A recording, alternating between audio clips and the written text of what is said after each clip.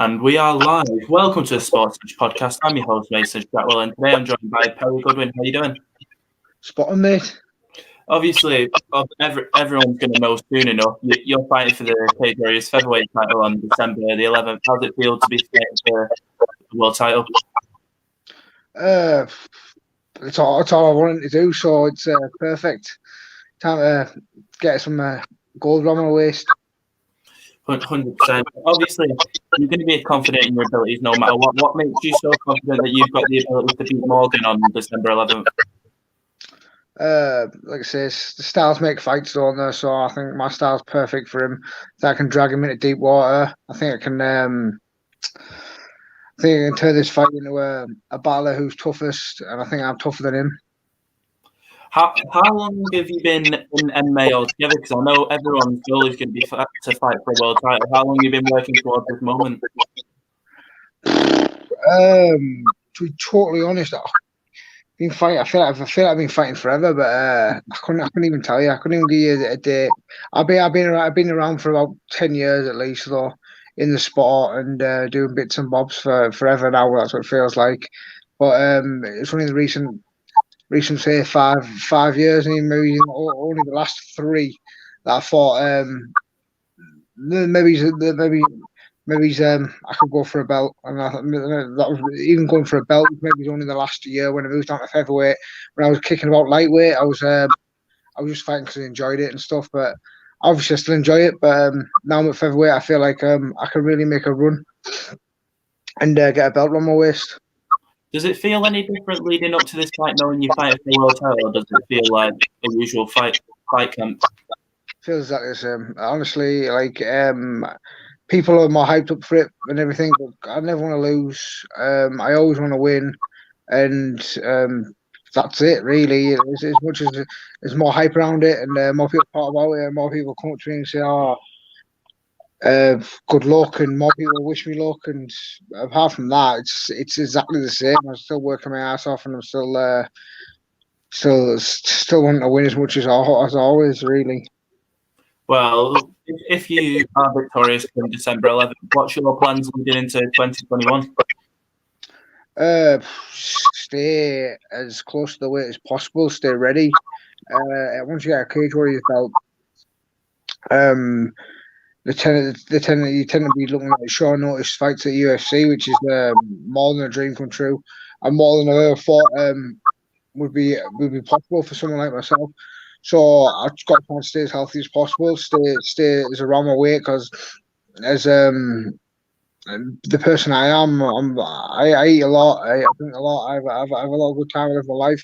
So instead of being that guy, I'll knuckle down a little bit more, stay ready to fight, and obviously there's a couple of good featherweights on the card as well, in Vichenik and the other kid, and obviously prepare to fight one of them, I guess. Do you think if you win the title, do you think you'd be obviously you think you'll be ready for the UFC no matter what, but do you think you'll be ready to be called up to the UFC, or do you think you'll need a defense of the title to certify your place in the promotion? It doesn't bother me, honestly. I'm here to fight. That's what I'm here to do. So if they want to, like I say, I'll always be ready for that call because that's a dream come true, is it not? But and the likes of fights, I want to fight the next best guy, like whoever's next best, which is out the Irish kid in the clinic. 100%. With this fight, people will be thinking there's added pressure on you, but are you feeling that pressure leading up to the fight, or again, does it feel the same? I always put loads of pressure on myself regardless of the fight. Like it doesn't really make a difference. There's pressure, but that's always there. It doesn't make a difference who it is, or just because you put a title, even just this is a big fight on the card. I mean, on the heading of it, it didn't change how much pressure I put on myself. I always put loads, and I feel like the bigger the fight is, and the more pressure I have on myself, I tend to perform a little better. And so pressure makes diamonds or bust pipes, doesn't it? And it's made a diamond out of me a few times. Well, I'll go to some of your other fights you've had in your career. Who would you say has been the toughest opponent you've faced so far? Toughest? Yeah. I tell you, McKee took some bats. I know he takes shake shots like that on the chin. To be honest, he's 100% the toughest guy I fought. Like you can't say it. There's going down from there. There's I couldn't remember his name. Alakazar.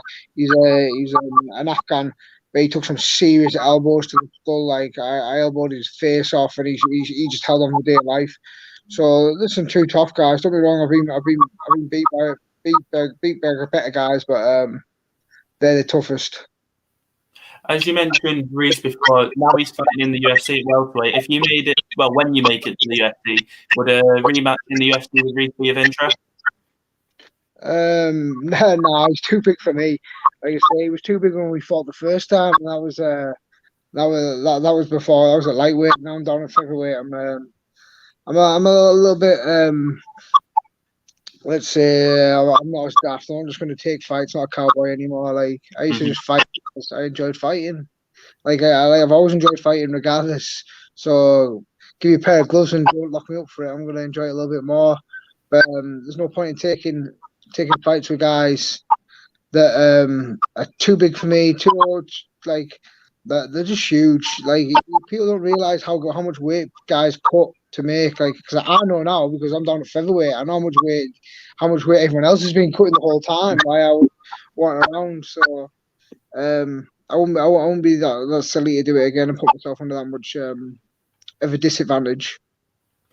As we've talked about pressure before, do you get nervous before you fight, or are you calm and collected when you get in there? Oh, I'm nervous as hell, man. I get scared to death. It's crazy. Like all these, there's some stone cold killers out there. Really, the ones that just like aren't asked. But I'm not that guy. Like I say, I put a lot of pressure on myself. I work incredibly hard because I'm not really naturally gifted. I don't really have much. I know I can hit hard when I land, but apart from that, everywhere I've got to where I am now is just literally hard work. So when you put that much hard work and that much effort into something for the amount of time that I have, when it comes to fight day, and that's where the pressure comes from because you've worked so hard for it and you really don't want to miss an opportunity or spoil all the hard work that you've put in. And that's where not so much fear. Fear is not the right word. I'm not scared of nothing, but the nerves do grip you sometimes, and a heightened sense of thing really kicks into place. Obviously, you're not going to know until Friday, but do you think there'll be any extra nerve scenes at the world title fight? Nah, it'd be exactly the same as always. Listen, any more nerves, I'd be ill. Like I put myself, like I say, when I put myself under pressure, I put myself under pressure, man. And it's not gonna be any different on the night. It really isn't. 100%. Well, before COVID, what would be your weekly fight routine in a fight camp? Exactly the same as it is now. I worked all the way through COVID. Like I'm a scaffolder, so it makes no like we as construction never shut down. I worked all the way through it, both lockdowns. So I'm up at 5:30. I'm finishing work, getting changed at work, and I'm driving straight to see him. 45 minutes away from where I work, and I'm putting 2.5 hours of solid graft in, and I'm driving home, getting home about 8:30. Sometimes later, and getting a bath, eating, and going to bed, and that's doing that for. That's where a lot of where the nerves come as well, the pressure and stuff. Because when you're doing that every day for so long, it's not just me that suffers. I've got a girlfriend, and next year we do get married to a wife to be, and she puts up with a hell of a lot. Like sitting at home on her own, just her and the dog, waiting for me to come in all the time. So it's a push, and when it comes to working hard, I don't think there's my how hard I work. I don't think anyone can really stick to it. There's not many anyway. If there is, we work 10-hour days at scaffold, then you go and doing your Yeah. I like to work to pay the bills, and I chase my dreams in the night. And there's not many that can do that. 100%. I don't think many people would be prepared to even do that, even just the training side of it. Obviously, MMA is such a grueling sport. It's just one of them things the average man's not going to want to do. But something I wanted to ask you, 'cause I know a lot of fighters make a lot of sacrifices in the career. What type of sacrifices have you had to make to get where you are so far? Sacrifices. I enjoy doing this. This is not a sacrifice. There's at the time that I don't make any sacrifices. My girlfriend makes sacrifices. I sacrifice time for my girlfriend, which is shit. But I know when we're done, when it's fight, it's short term. Fight don't last forever. So everything I do is short term. So I know these sacrifices are only small. So not spending time with my girlfriend is a massive one for me. Not seeing family is a massive one. The things that I have to do. And they're the biggest sacrifice I make. But it's more the work rate that I put in of having to go to work and having to work the 10-hour days and having to support a house and being able to go to traveling to a gym with top pros, putting the 5-5s aspiring, freshman aspiring for a title fight. That's, like I say, it's my heart, my mental toughness is unquestionable when it comes to stepping in that cage. What keeps you motivated to fight all the time? Well, when I first started, I was doing it to stay out of trouble. I remember taking fights just to get me back on the straight and narrow, because it's very easy. I'm from a small town red car, TS10, and we're bred tough around here. Like we're fighting for meals, man. And when the likes of you see all these people just like the people that have everything handed to them. Not handed to them, but they don't have to work. They don't have to do these things, and like it's a trap where I am. Like, and it's not like a ghetto or anything like that. Don't get me wrong. It's the likes of people going out on the drink every weekend and taking drugs. It's a trap, and it's a trap that a lot of friends of mine and a lot of people have been roped into. I've lost people, I lost friends and lost family through getting roped into the same trap of the drink, the drugs, and just the total bad mental health. So to stay away from that trap is perfect for me. I love fighting. I love the person that it makes me. I love not being around that lifestyle is the worst. And where I am in my life right now is, in my eyes, the best. I like literally, I have the best life in the world. Like I'll sit and I'll tell my girlfriend all the time, like this wasn't meant for me, but I'm here and I've got it, and I'm gonna this title fight just it's gonna be the icing on the cake, and it's written in the stars. Honestly, the things that have happened for me to get here, and the things that have had to be done for me to get here, it's nothing short of fate. 100%. I know you train over at Fish Tank, I think it is. How long have you been training with them guys for? Probably about 6 years now, maybe 5 or 6 years. Like I say, and they have really took a stone and polished it into a.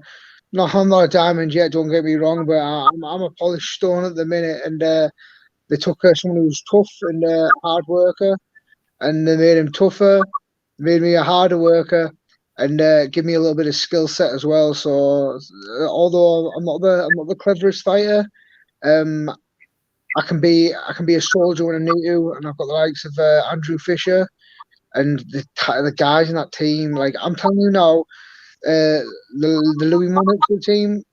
And I know people will look at him and go, "Oh, he's lost his last few fights. He's a stone cold killer." James Hendon is probably the next title holder. I put him in for a belt now. I said to him the other day, I said, "Look, so you should be fighting for the belt. Like if he's my kryptonite, yeah, I'm training these guys every day. The Maladi, there's so many guys out there. I swear to God, they're all killers.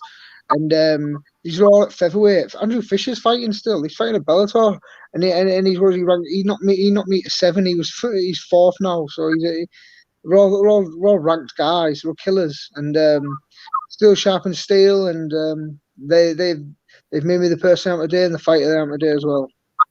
Well, when you're in the gym and obviously sparring, out of all the lads there, who pushes you to your highest in sparring?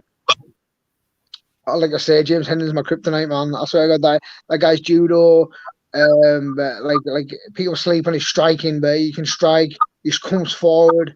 That guy can be hell. Like I haven't much just like fresh sparring, freshman spar. I mean, I haven't done much like one-on-one sparring. So I've done like 5-5s with anyone one time. So I've done a lot of freshman sparring. So I've got a lot of guys getting their 5 minutes of giving me 5 minutes of hell. So they're coming out blowing, and I've got another 4 rounds, and so each guy is getting their own back on me because I'm always first to take their rounds and give the lickings out. So they're all eager to give me them, and they all push me for that.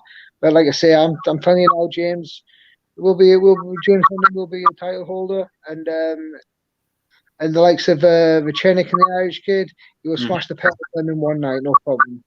Yeah. Well, in mixed martial arts, it's a mixture of all combat sports: wrestling, judo, boxing, kickboxing, a lot. Out of all the different combat sports, which one do you think the most important in MMA? I think they all need to blend together as a thing. I think I like the wrestling is probably the best, but I think it's scrambly wrestling is the best.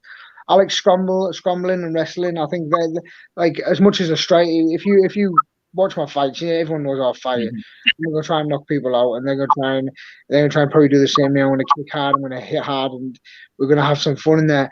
But if you ask me what's my favorite section of the week, I want to say Monday wrestling, because it's just pure graft, and I love hard work. I love hard work sessions, and I think wrestling could definitely up there with hard work sessions. But I'm 100% the scrambly wrestling base is probably the best. If you can't be held down or can't make someone dance your dance, they're probably going to be Well, as we just talked about the physical side, would you say the mental aspect of MMA is more important than the actual physical? I know people say like it's 50 or 90-20 or whatever, but I think it's just as important as each other. You've got to be fit. If you like, I know guys that are super fit, right, and their mind stops them from working as hard. It's crazy, and they've got low heart rates and things like that. So they should be able to go twice as hard as me, but they can't because their mind will let them. So I think probably the mind is more important. But when it comes to fight day, you got to be 50-50. You've got to be just as fit as you are mentally prepared. And like I say, all the things I do, like I think your mind pushes you to be that fit. Like I always say, I'm numb. I always say I'm numb in the mind. Like I'm that guy that's daft enough to just run hills till I'm dead. Or like a couple of weeks ago, I was like, I'm not going to train. I'll try to run a marathon. I wake up. I think I have an Oreo milkshake and try to run a marathon. I got like 23 miles and I spew my guts up. But that's all in there. Everything's in there. It's crazy, but that's the person I am. And I think the mindset is a way to push the body as far as you can. Out of all the fights, I'm sure you've had some injuries in the past. What's the worst injury you've had in fighting or in the gym?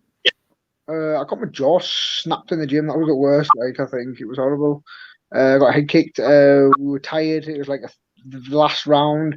We were just playing about, and he switched stance. I didn't notice. This is years ago. And boom, broken jaw. He sat me down. I sat back up, and I was like, "Oh God!" It opened my mouth. Blood come out. It was nasty. But in fights, McKee broke my nose, and I had to get my eyelids stitched together, which was a bit of a nightmare. When you get your eyelid stitched together, when you split your eyelid, it actually hurts to close your eye because the stitches were pulling it. So that was nasty. But apart from that, like it's part and parcel for me. Broken hands, broken feet, is what it is. Like I say, I rather a broken body than a broken mind. And if I was to stick around doing the things that I was doing when I was younger, I'd have a broken mind. Well, before the title fight on December 11th, what's been the proudest moment of your career so far? The proudest.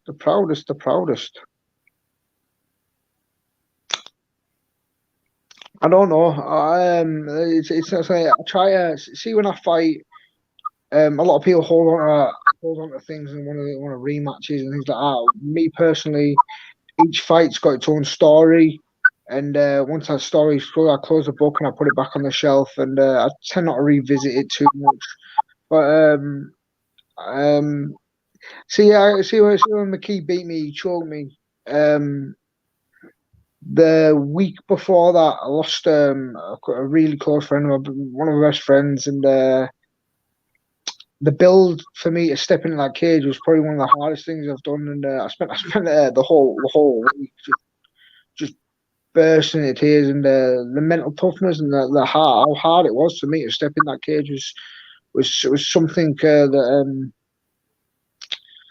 I can't even explain how hard it was for me, but it was hard. And I think even with the loss, putting on the show that I did, and the guy would have loved that. Like, Nick Sewell would have loved that, and that my girlfriend, just seeing her after that, even though I was bust up, and she just gave me cuddles.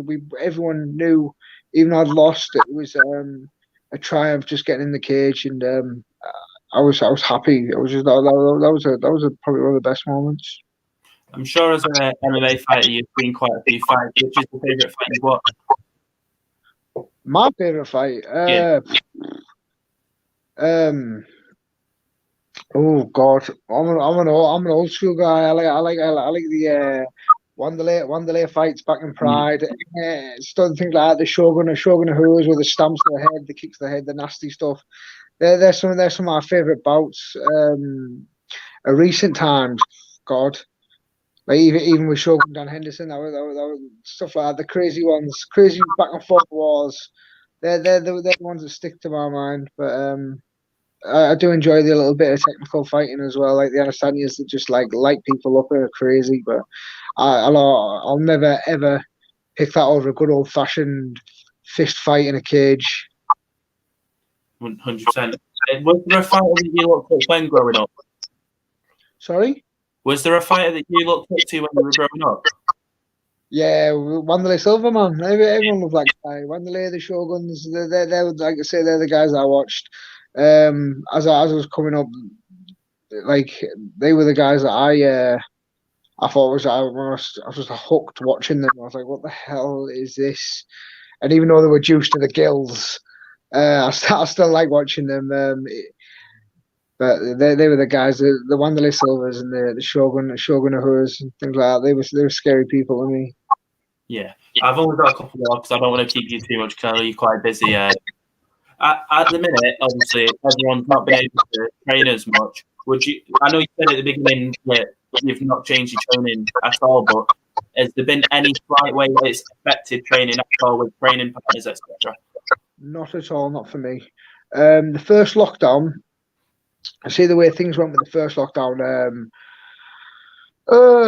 It's without sounding like a bit of a drunk. I was drinking every day.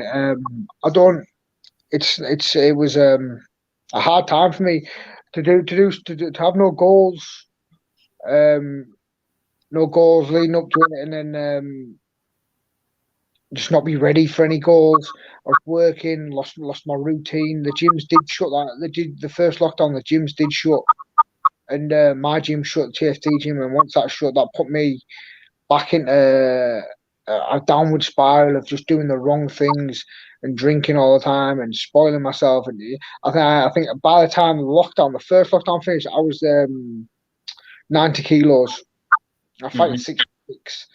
That is disgusting. It wasn't even nice, man. And I was eating takeaways everywhere. I was running out of takeaways to eat. Because all the restaurants were shut. I was running out of takeaways to eat because I was still making money. So I was still being able to. I was working. I was still making money. Still being able to buy drinks. Still being able to buy food. All the time, that's all I was doing, just smashing food. And when the lockdown ended, I got to watch the first trilogy, and I was meant to be fighting on that trilogy. I got offered the fight, and I just said no because I wasn't prepared. And I said I'd never take a fight because I have done in the past of taking fights when I was not prepared, and it was heartbreaking. So when I got offered the chance again to fight on the next trilogy, I took it with both hands, and I worked my ass off and got myself back to a healthy weight. I brought in a dietitian, Dean Kirk, and should see the shape of me now. I'm crazy, man. This is crazy. It's gonna be crazy to see on this Saturday night, the 12th it is, and it's gonna be crazy. It's gonna be crazy. I'm telling you. You're gonna see. You'll be like, oh, what the hell? Because it's like they're gonna see me, be like, get your starter in, because I'm used to starve myself and have nothing to eat for this fight. It's gonna be massive, man. I'm gonna be the biggest guy in there. Watch. Well, after December 12th, I apologise for getting it wrong. Who would you like to fight next, win or lose? Win or lose. Like I say, I try to explain I see each fight as a story. So when I'm locked into this story, as I like to say, this story is of me and Morgan, and there's not pretty much anything that I think about other than that. The win would be the winner of Vucenic, and I always call him the Irish kid, man. That Paul, just the Irish kid anyway. The winner of that, who I think would probably be Vucenic. I know everyone's touting the Irish kid, but nah, not for me. Vucenic, so I'd fight him obviously for the belt and defend my belt. Lose, I don't really think about losing, to be honest, mate. Like, as much as I will be coming into this fight an underdog, very much so, as 90% of the time I do anyway. Come into fights as underdog because no one wants to give me a fair shake, and just I've got something for Morgan, right? And everyone will see it on the night. We got something planned nice for Morgan, and when I walk away with a belt, I'll fight the next best guy. Or maybe you never know, man. Maybe they'll go, hey, look, we got a short notice fight. We got a week to get ready to make featherweight. And I'm like, I'll fight UFC for making a week. Yeah. Let's get I love that stuff, man. It's crazy. I love fighting. So I'm gonna stay roughly around the weight and stay ready. 100%. You spoke a bit about some of the losses before. When you've lost a fight in the past, how have you handled that and then bounced back? Like I say, putting that book back on the shelf. You close that story, and learn from it. Try to learn as best as possible because it's hard. There's a lot of ego and a lot of stuff that goes into it. There's the only really fight that really sticks with me. That's a painful loss was the Jack Grant fight. Jack Grant is a massive guy, another big guy. I think I fought all the monsters. This is why I'm going down to featherweight. I'm fighting at featherweight, and then look at these guys. Like, oh, are you worried about fighting? No, I'm not worried about fighting anyone at featherweight. I fought the biggest lightweights you could find. I fought the monsters of the division, the guys that are fighting at welterweight in the UFC now. Yeah. And so I'm not scared of the guys at featherweight at all. And so when I fought Jack and he beat me, I worked really hard for that, and I think I was so like one set man. I'm gonna try and knock him out. We'll try and knock him out. We'll try and knock him out. And then when he kicked me in the body, my soul left my body, and that was it for me. So the mindset from then changed a little bit different. Right, okay. We'll start getting back to work on winning each minute of the fight instead of just trying to finish it. Because I know I can knock people out, but a real fighter wins round by round. When you eventually retire, what do you want your legacy to be remembered by? Exactly as it is now. I'm a hard worker, the underdog, and I just want to. I want to be the person that always give his best, because that's what I do. I go in there and I work really hard. I give my best. I put on a show for the thing. I want people to be proud. Not people that I don't know, obviously. I want my family and my friends to be proud of what I've accomplished as a fighter. Because, like I say, I don't think anyone give me the title to be where I am now. No, like God, I didn't think I was be fighting in Cage Warriors, and now I'm fighting for the belt. I wasn't meant for this, and I'm here now. So let's give everyone. Well, I'm going to give everyone another shock. I'm going to shock the world again, because as much as everyone's shocked that I'm even fighting for a belt or fighting in Cage Warriors, they're going to be even more shocked when I wrap it around my waist, because it's going to be magical, man. And last one for me, for someone who'd like to compete in MMA, like myself, who trains MMA but's not had a fight yet, what's one piece of advice would you give?